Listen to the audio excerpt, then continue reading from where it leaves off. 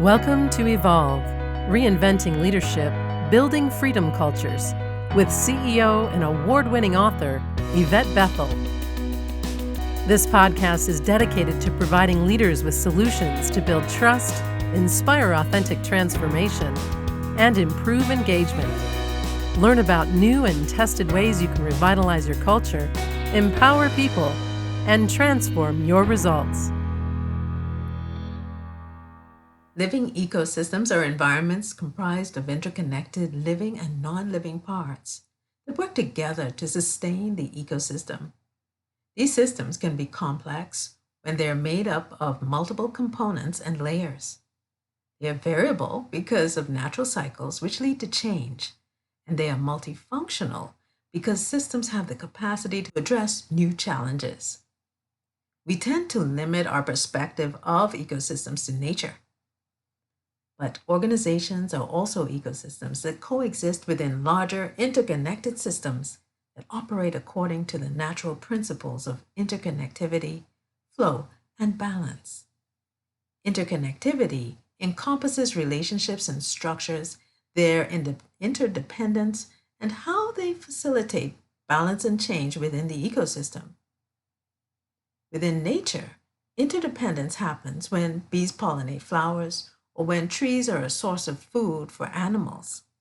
In the same way, processes within organizations require interdepartmental interaction or input to be completed.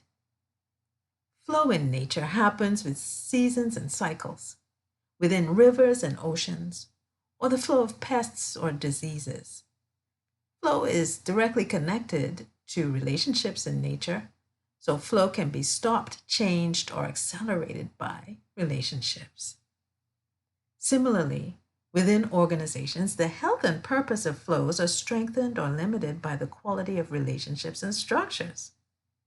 Even when structures are well designed, when they are constantly overridden, this can lead to confusion, chaos, and unpredictability that leads to impaired flows and organizational inefficiencies.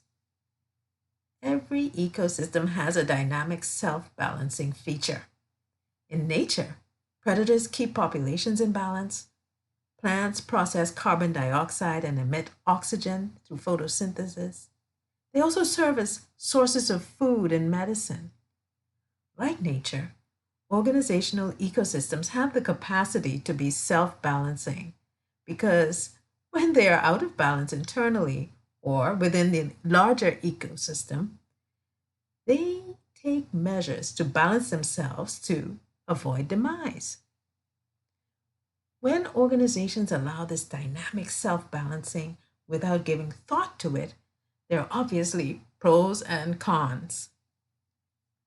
One benefit of a self-balancing mechanism is that an organization can continue to survive.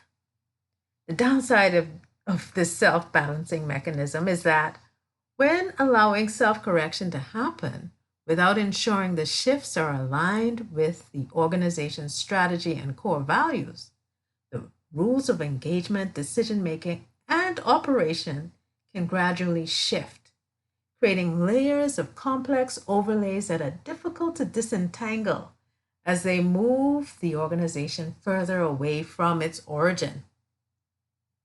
Many organizational ecosystems operate according to the command and control model. This model is predicated on control and conditions us to view organizations through the lens of the industrialization model, which came into being during the economic shift from agriculture to manufacturing. This means that in a modern digital age, our sources of information are still conditioning us using vestiges of thinking that emerged centuries ago. For example, concepts like Theory X are still present. It asserts that employees are lazy and they dislike work. This theory is still being perpetuated by academia, and managers in the 21st century still refer to employees as lazy. A newer characterization of laziness applied to younger generations is entitlement. So it really hasn't yet gone away. Whether management is aware of it or not, at the heart of command and control is distrust. Control structures are designed to strip away discretion with the intention of standardization of quality and results. Some companies are extreme, creating policies every single time something goes wrong. Too many policies can create confusion or undesired changes within the ecosystem when they are created without considering how they impact existing policies or the use of management authorities. These are the same companies that complain about management being weak. The trouble is that when managers are not able to exercise discretion, they become reliant or incapable of or unwilling to make decisions. And this reinforces theory X, the thinking that people are lazy and they dislike working. Organizations can achieve high performance within control-based ecosystems because the structures are designed for high performance and the level of compliance with the policies, systems, and structures is high. In actuality, policies, systems, and structures can be designed to create whatever you want to create. However, when the well-being of people is not part of the design, frustration, burnout, disengagement, and turnover happen. This is evidenced by high global disengagement levels outlined in Gallup and other research. There are also elevated levels of global distrust, revealed in the annual Edelman Trust surveys. Despite the disengagement and low trust, organizations take steps to address employees' challenges, and this keeps them around a bit longer. However, the interventions are not always long-term focused. Another reason why they persist is because they're familiar. The principle of control can be found in many organizations, so employees seem to expect it within some cultures. For organizational ecosystems to grow and expand in healthy ways over the long term, there needs to be a healthy binding factor in place that goes deeper than working toward common goals. Employees need to trust management. Management needs to trust employees.